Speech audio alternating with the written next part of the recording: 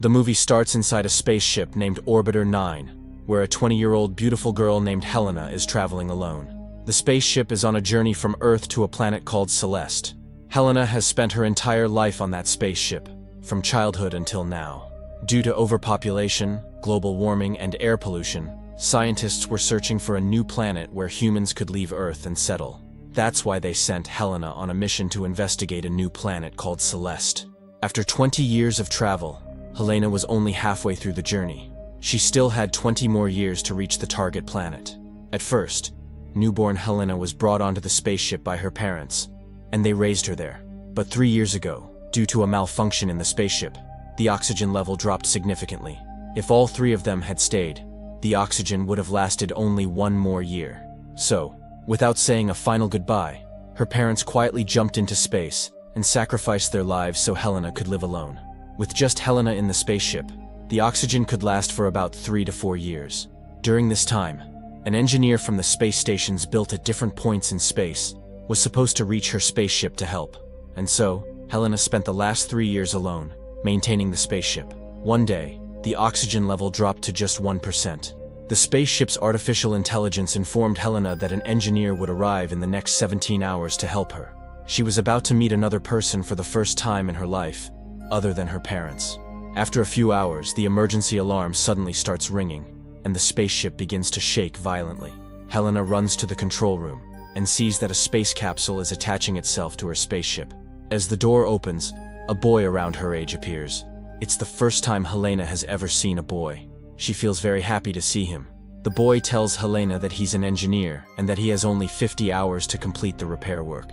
The engineer also has a mini robot that helps him detect faults in the system. Helena wanted to stay close to the engineer for any reason she could find, but the engineer kept trying to distance himself from her. Helena asks him his name. The engineer tells her his name is Alex. Helena invites him to stay for dinner. After a moment's hesitation, Alex agrees. Helena feels very happy. After dinner, Alex begins his repair work. When he reaches the final stage of the work, Helena goes to Alex's room and looks at his belongings. She also talks to the mini robot. That night, while Alex is sleeping, Helena sneaks into his room. She touches his body, and Alex wakes up. Before he can say anything, Helena tells him that she has never kissed anyone before, and she will have to spend the next 20 years alone in the spaceship. After hearing this, Alex doesn't say anything, and the two begin a relationship. A few hours later, Alex quietly leaves the spaceship without properly saying goodbye to Helena. After some time, Alex's space capsule opens in a tunnel. As soon as he exits through an elevator, it is revealed that Alex is actually on Earth, and so is Helena. In reality, a secret military program called the Orbit Program was being conducted there. The facility was located in a restricted area in the middle of a jungle. Underground, 10 different spaceship simulators had been built, named Orbiter 1 to Orbiter 10. Scientists were using each simulator to study how a human body would react during such a long journey to the planet Celeste. This research was being done to help prevent negative effects on the human body during space travel. After all, the scientists had a great vision: to ensure the entire human race could safely reach the new planet. Among those simulators, Helena was in Orbiter 9, but none of the passengers inside the simulators had any idea of the truth. They all believed they were traveling alone in a real spaceship toward planet Celeste. Alex used to work as a scientist in the agency running the program. He enters the agency, where another scientist tells him that their space program is progressing very fast, and if it continues like this, then within the next 20 to 30 years, the first real spaceship will fly toward the planet Celeste. When Alex finally leaves for his home from the restricted area, he is checked at the military checkpoint. On the radio, there is news about an accident involving the Celeste spaceship. Actually, 5 years ago, a spaceship was about to be sent to planet Celeste, but a few seconds before takeoff, it exploded due to a technical fault. All the crew members died in the blast. The head engineer of that project was Alex. After the incident, Alex went into depression. Learning from that mistake, the scientists decided to test all possibilities through simulation first, so that no errors would happen this time. When Alex reaches home and is resting, the mini robot suddenly projects a video of Helena on the wall. In the video, Helena is saying the same sweet things she had said to the mini robot. The robot had secretly recorded her. The next night, Alex visits his psychologist. The psychologist hides her face behind a screen so she can see the client clearly, but the client can't see anything from the other side. only the image of a wolf's face. Alex tells the psychologist about the passengers inside the simulators and says they are being used just like scientists use mice for lab experiments. He feels very bad for those passengers, especially Helena. He keeps watching Helena from his home lab and constantly thinks about her. One day, Alex's patience runs out, and he sets out for Orbiter 9, located in the restricted military area. Helena is lying sadly in her spaceship. Suddenly, the spaceship starts shaking, and an alarm rings. She checks the control panel and sees that a space capsule is being attached to her spaceship. She is confused, because she hadn't sent any service request. Then she's shocked to see Alex coming out of the space capsule. She notices that Alex has come without a spacesuit. Alex tells her that this isn't a spaceship, it's just a simulator. He says they have to leave immediately. Helena can't understand anything and panics. She begs Alex to return to his space capsule. Hearing this, Alex removes the camera installed there. He says it contains recordings of Helena from childhood until now.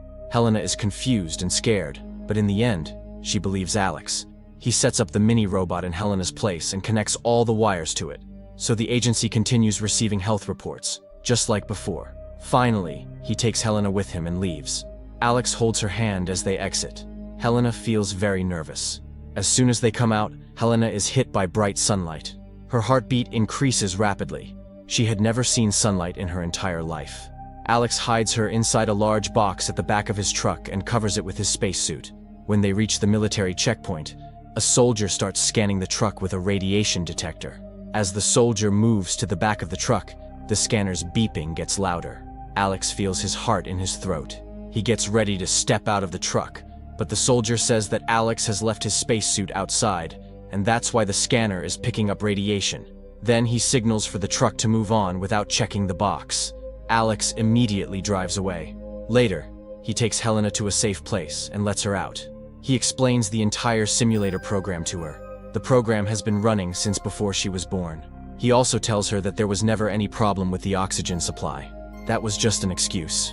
Actually, he had come to the spaceship to do a technical inspection of the artificial intelligence. After learning the truth, Helena expresses her desire to meet her parents. Alex says that no one should know she has escaped from the simulator, especially her parents, who are military scientists and have dedicated more than half their lives to this project. If she tries to find her family, she will only face disappointment. Then Alex takes her to his house. There, Helena sees many normal-looking things for the first time in her life. She experiences what rain feels like for the very first time. The next day, Alex leaves Helena at his house and goes to work. After work, he visits his psychologist and tells her the truth, that he has brought Helena out with him. As Alex is leaving, the psychologist appears in front of him for the first time. She gives him her personal phone number so that he can contact her if he needs any help. Later, Alex shows Helena the live video of the other simulators from the lab built in his house. He tells Helena that the cameras in the simulators are not installed in the bedrooms or bathrooms, only in the corridor and entrance. Helena asks, "What if the agency finds out she's not inside the spaceship?" Then Alex tells her that he will record her video from the house and mix it with the existing video footage of the spaceship. Alex further explains that the simulator doors open only when the passenger dies. Once a passenger enters the simulator, their journey keeps getting extended on some pretext or the other until they die naturally. In short, freedom from the simulator is only possible through death. One day, Helena shows Alex the marks appearing on her back. Alex takes her to one of his doctor friends. The doctor tells him that Helena's skin is very delicate and the sun is damaging it. On the doctor's insistence, Alex tells him the truth about Helena. The doctor advises him to be careful.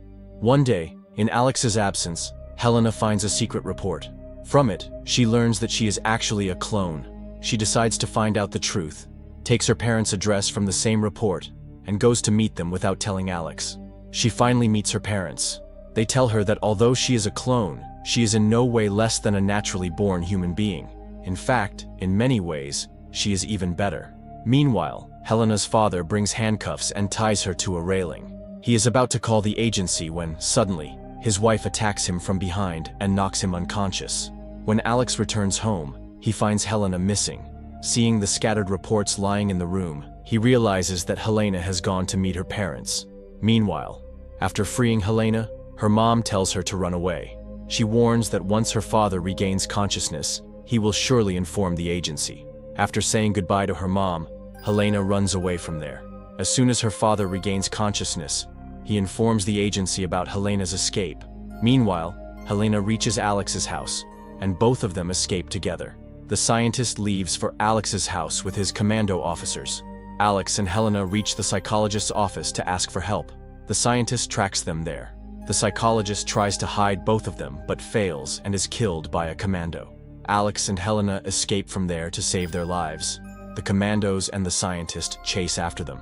Eventually, Alex and Helena get stuck at a place with no way out.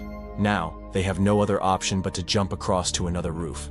Helena tells Alex to jump first. Alex jumps. Then he tells Helena to jump too, but Helena doesn't want to. She agrees to surrender to save Alex. Finally, the commandos catch Helena. They also shoot at Alex, but he manages to run away. After escaping, Alex meets his doctor friend. The doctor tells him that Helena's medical condition isn't good. Her skin is deteriorating rapidly, and she cannot survive in sunlight. Alex tells the doctor that he's no longer with her. The agency has taken her. Hearing this, the doctor says that in a way, it's better for Helena. Her body has become adapted to the pressurized environment of the spaceship, and she wouldn't be able to live outside. The doctor also reveals that Helena is pregnant. Meanwhile, the scientist at the agency tells Helena that she's no longer useful to them, and the agency is planning to kill her. Just then, he receives a call from Alex. Alex tells him that he has a profitable deal in which the scientist will benefit the most. After that, Alex heads toward the agency. On the other side, Helena is taken to be injected with poison. Alex breaks through the military checkpoint. The soldiers start firing at him, and one bullet hits him. Then the scientist arrives and orders the soldiers to stop shooting at Alex. Alex is brought to Helena. Both of them get emotional after seeing each other. Then, Alex tells the scientist that he wants to stay inside the spaceship simulator with Helena. Alex shows Helena's medical report to the scientist. Helena is 6 weeks pregnant and carrying a baby girl. Actually, Alex and the chief scientist had made a deal. The agency would not kill Helena, and in return, Helena would deliver the baby inside the simulator so the agency could collect medical data. Until now, no baby had ever been born inside a simulator. So in a way, Helena's pregnancy saved her life. Helena agrees, but puts one condition, that when her daughter grows up a little, she should be released from the simulator. And then, after a few years, that same thing happens. Her daughter comes out of the simulator, and the movie ends here.